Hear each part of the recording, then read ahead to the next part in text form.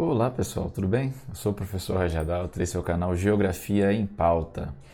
Galera, tanta coisa acontecendo nesse nosso mundo globalizado, nesse nosso mundo conectado, nesse nosso mundo em rede.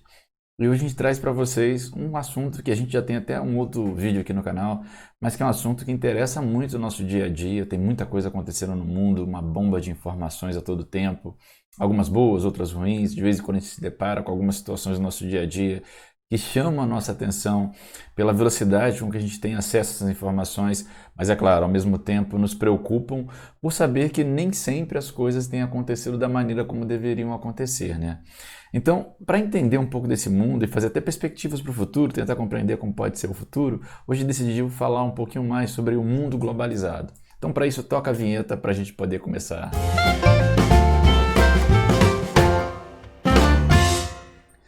Nessa ideia de mundo globalizado, né, galera, nós temos um mundo conectado. E dentro daquela proposta que muita gente, eu sei que assiste o canal para poder estar se preparando para o Enem, alguns também tentam compreender um pouco mais os fundamentos geográficos, tentam entender mais ou menos como funciona a nossa sociedade, tentar compreender de maneira mais intensa e mais interessante o nosso mundo. Para quem está se preparando para o Enem, esse assunto está dentro de formas de organização pessoal, social, movimentos sociais, pensamento político e ação do Estado. Competência 3 e 5 do Enem, do ensino médio, habilidades 11, 13, 15, 22 e 24. Então a gente começa falando sobre essa perspectiva que a gente tem de mundo globalizado, tá, galera? Para poder tentar compreender como é essa lógica de mundo globalizado. Primeiramente, a gente tem que entender que há uma diferenciação entre meio natural e o meio técnico e além do meio técnico, científico e informacional. O que seria o meio natural? O meio natural é esse onde você tem uma natureza ainda sem a interferência humana, né?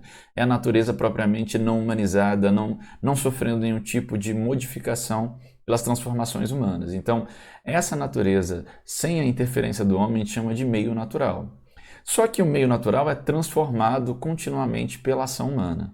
A gente tem mudanças de processos para poder fazer com que a gente possa se apropriar de elementos da natureza no nosso dia a dia. E dentro dessa mudança de processos, com evoluções da técnica, a gente vai falar que existe um meio técnico que aperfeiçoou processos, né? Trazendo para a gente, inclusive, novas tecnologias e nova forma de se fazer, nova forma de se produzir. É claro que a Revolução Industrial ela é um marco para a gente, para poder fazer com que o meio técnico ele ganhe muita importância, né? Porque os processos que a gente tinha de elaboração de um produto, seja ele qual for, de um elemento para o nosso dia a dia, se alteraram de maneira significativa. E tão significativa que aquilo não parou e continua num processo de evolução técnica e tecnológica que traz para a gente inovações contínuas, seja para o mercado de trabalho, seja para o nosso dia a dia. A gente chega ao século XX e agora no século XXI a uma coisa que a gente chama de meio técnico, científico e informacional. Então nós temos um meio natural que é totalmente transformado, tem sido continuamente transformado pela ação humana, uma evolução da técnica e dos processos de se fazer, e a gente chega a uma evolução científica e agora também informacional. A partir da década de 60, 70, de 80, com a informatização dos sistemas, a gente tem um meio técnico, científico, informacional, que é uma relação que se estabelece entre a ciência, a produção de tecnologia e a técnica e a digitalização, a informatização desses processos. E aí a gente pode falar que a gente vive um mundo conectado, um mundo tecnológico, um mundo que tem procurado cada dia mais, continuamente, né, tentar trazer transformações que possam modificar o nosso dia. E aí a gente entra na ideia de globalização.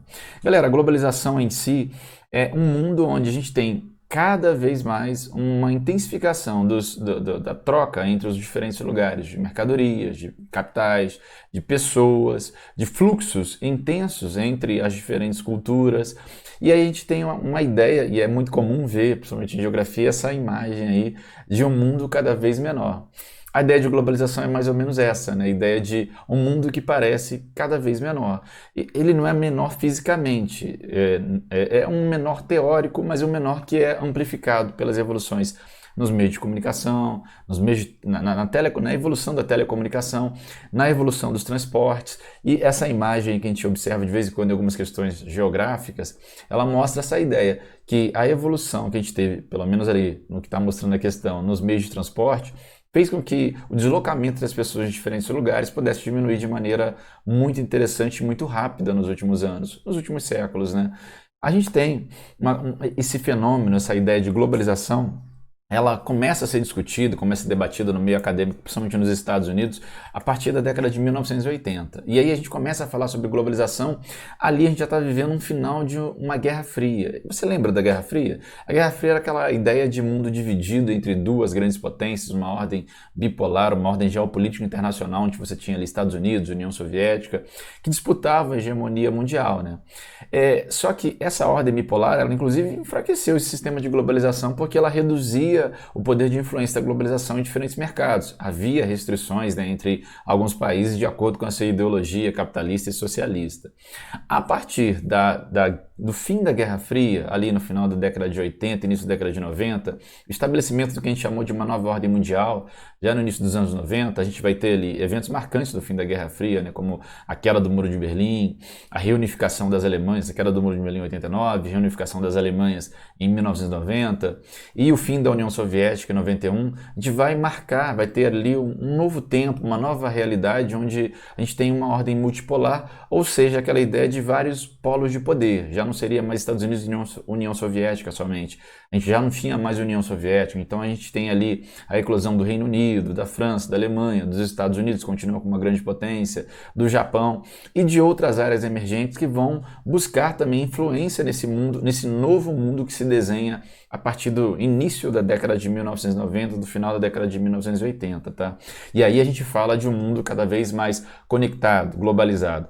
É claro que a globalização, a verdade é que ela não começa nesse momento, né? A gente não pode falar de globalização ou de encurtamento das distâncias entre os lugares, de fluxo de pessoas, de capitais, de mercadorias, a partir somente do século XX, do final da década de 80 para a década de 90. Na verdade, isso começa principalmente a partir da expansão. A gente pode falar de globalização a partir do século XVI, final do século XV, início do século XVI, quando a gente tem ali um processo de grandes navegações, né, expansão marítima europeia, a busca de novos mercados, de novas rotas comerciais, que acaba trazendo, inclusive, suposta, né, descoberta de outras áreas, como é o continente americano, mas isso amplificou a ideia de mundo, amplificou a ideia de buscar novas áreas, novas rotas comerciais, e a gente pode falar ali de estabelecimento até de uma divisão internacional do trabalho, tá ali a DIT. O que é DIT?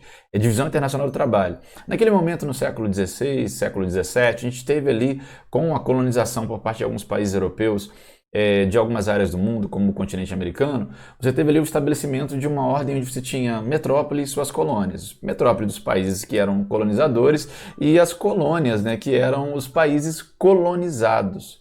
E aí a gente, por exemplo, o Brasil como colônia, né, o Brasil foi um país colonizado por uma metrópole, que no nosso caso era Portugal. E a gente tem ali até estabelecimento de culturas nesse momento, uma cultura ibérica, né, que vai se desenhar e se delinear pelo mundo. Hoje em dia a gente pode falar de uma transformação nessa DIT. Hoje a gente tem países que são emergentes, como é o caso do Brasil, que já produzem tecnologia, não são meramente exportadores de matéria-prima, como era nesse momento aí, porque quando a gente tinha colônia e metrópole, a colônia simplesmente ela servia a sua metrópole com matéria-prima e comprava depois produtos manufaturados. Posteriormente, isso virou produtos maquinofaturados e com a Revolução Industrial, produtos industrializados. Então, durante muito tempo, a gente tinha os países em desenvolvimento, os países que a gente chamava antigamente de subdesenvolvidos, com uma ideia que eles vendiam produtos sem transformação industrial, com pouco valor agregado, e compravam produtos que já tinham algum valor agregado. Então, claro, nessa dinâmica comercial, eles sempre tinham uma dependência de inovações e de transformações tecnológicas que vinham de sua metrópole. Posteriormente, com a independência desses países, ainda continuaram sendo refém dessa lógica comercial, porque entraram tardiamente no processo e tudo mais, principalmente no processo de Revolução Industrial, então ficaram durante muito tempo dependentes, e até hoje a maioria deles ainda é dependente, numa lógica onde o comércio foi expandido, e hoje a gente fala num comércio globalizado, um comércio intenso entre os diferentes países, mas um comércio onde você tem agora atores que mesmo que eram colônias no passado, mas que hoje a gente já vende produto industrializado, que conseguem ter uma ordem diferente, não são meramente produtores de produtos meramente sem transformação industrial. É claro que ainda na maioria deles, como é o nosso caso, eles ainda, infelizmente, ainda são dependentes de produtos de alta tecnologia, mas houve uma transformação na DIT, tá, galera? Nessa divisão internacional do trabalho. E quando a gente pensa em mundo globalizado, é importante também pensar nas transformações, e aí esses dois setores são fundamentais para pensar em globalização. O setor de telecomunicação, que trouxe muitas inovações para o nosso dia a dia, e o setor de transportes. Inclusive aquela primeira imagem que eu coloquei lá para vocês, dessa ideia de mundo diminuindo de tamanho, ele está muito assentado dentro disso. A lógica que a gente tem hoje de deslocamento das pessoas entre os lugares é muito intensa, é muito rápida e muito mais barata do que era no passado. Isso, claro, traz para a gente essa facilidade de comunicação entre os lugares. E é claro, hoje em dia você ainda tem as comunicações, a telecomunicação, que evoluiu demais, né? Tanto que a gente faz agora eu estou conversando com vocês aí, levando essa aula para vocês, por meio de uma evolução da tecnologia, de uma evolução das telecomunicações, que permite que a gente possa produzir uma aula que seja difundida em diferentes lugares, em diferentes contextos, em diferentes áreas, por essa evolução das telecomunicações. Então, essa ideia de globalização também ela é muito fundamentada nesse mundo globalizado, também por uma evolução dos meios de telecomunicações. Então, esses dois setores, telecomunicações e transportes, são os fundamentais para essa ideia de globalização, tá, galera? Vivemos um mundo em rede. Não dá para não falar sobre isso, até porque a gente está utilizando inclusive as redes agora para se comunicar. É um mundo que veio lá de uma sociedade que evoluiu da caça, coleta, passando pela sociedade agrícola, chegando na sociedade industrial e agora uma sociedade totalmente conectada em redes. Quem de vocês não tem rede? Quem de nós não tem alguma rede para se comunicar? A gente tem várias redes, a gente está nesse momento em uma dessas redes de comunicação. Esse mundo globalizado ele também traz essa ideia, uma ideia de comunicação muito intensa entre as pessoas e entre os lugares. E traz para a gente também uma coisa muito importante que seria a ideia de aldeia global, né? A gente tem um enfraquecimento das culturas locais e um fortalecimento de uma cultura global. É claro que essa cultura global, que é fortalecida, ela está diretamente relacionada à potência global daquele momento. Houve um momento em que, nessa ideia de globalização, lá atrás, no período das grandes navegações, que a cultura global era uma cultura da Península Ibérica, de Portugal, de Espanha, que eram aqueles que se lançaram ao mar, que buscaram novas rotas comerciais naquele momento, no final do século XV, início do século XVI. Houve um momento lá no século XVII, XVIII, início do século XIX, em que as grandes potências eram a França, era a Inglaterra, então a gente tinha uma cultura global baseada nessas ideias daquilo que se tinha na França, daquilo que se tinha na Inglaterra, daquilo que se tinha no Reino Unido, basicamente, né? E no final do século XIX, início do século XX, a gente tem ali um poder muito grande dos Estados Unidos. Ele se torna a grande potência global, e assim o é até hoje, e a gente começa a ter uma influência muito grande da cultura norte-americana dos Estados Unidos em diferentes lugares. E nessa ideia de aldeia global, a gente acaba sendo influenciado principalmente por essa grande potência global desse momento. E aí, nessa ideia de globalização e de potência global, de grandes potências globais, a gente vai ter também já uma projeção para o futuro que a gente vai ter daqui a algumas décadas uma influência principalmente de um mercado asiático, com um destaque ali para a Índia e para a China, que provavelmente se tornarão as grandes potências ainda nesse nosso século XXI, tá, galera? E vão, claro, trazer seu modo de cultura também para modo de vestir, de comer, de praticar o dia a dia, para o nosso dia a dia. Com certeza será assim nessa ideia de mundo globalizado, nesse mundo em rede. O mundo globalizado, infelizmente, também ele possibilita com que haja uma difusão de problemas como a questão das doenças, né? A gente está vivendo nesse momento, por exemplo, um problema de uma pandemia global, teoricamente começado inclusive lá no continente asiático, provavelmente na China, se difundiu aí pelo mundo. A Covid-19.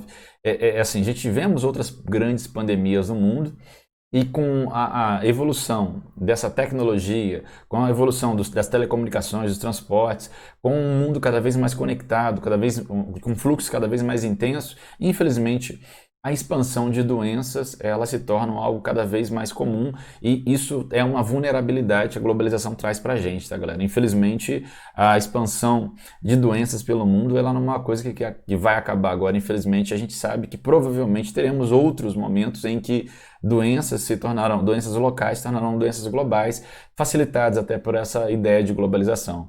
Mas essa globalização que vem para a gente, ela é uma coisa boa, ela é uma coisa ruim? Eu digo para você que ela é um cenário complexo, que na verdade a globalização é muito complexa. Ela trouxe uma evolução da técnica, da tecnologia, muito interessante e muito importante para o nosso dia a dia. Só que todos os lugares do mundo são conectados, todos os lugares vivem em rede, todas as áreas do planeta que a gente tem estão no mundo globalizado? Infelizmente não.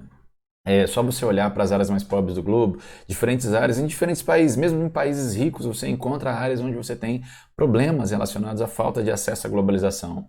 Não é porque a gente está dentro dos Estados Unidos da América, a maior potência mundial hoje, que necessariamente você tá conectado, você está globalizado. Pelo contrário, muitas vezes você está num bolsão de pobreza excluído.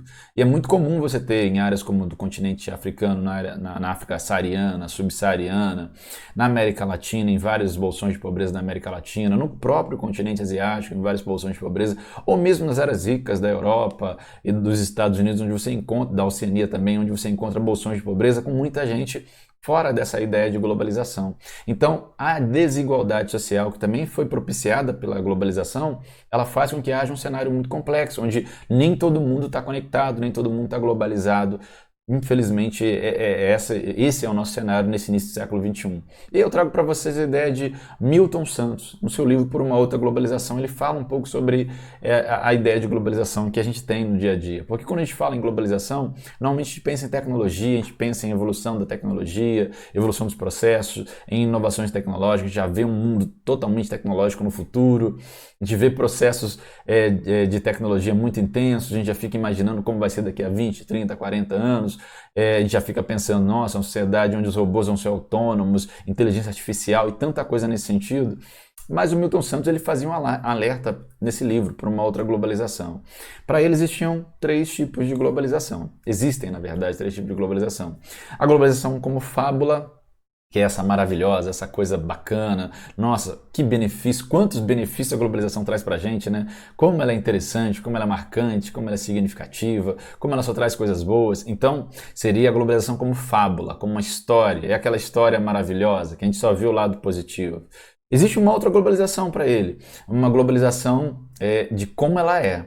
Na verdade, excludente, na verdade, propiciando a acumulação capitalista por parte de algumas pessoas e, por outra, um desnível social que faz com que pessoas vivam na miséria, vivam na desigualdade pura e completa, tenham fome, não tenham o que comer no seu dia a dia, não tenham emprego, vivam num mundo violento. Então existe uma globalização que também é dessa realidade. E a gente acompanha isso no nosso dia a dia, no nosso noticiário e às vezes até no nosso dia a dia de vida.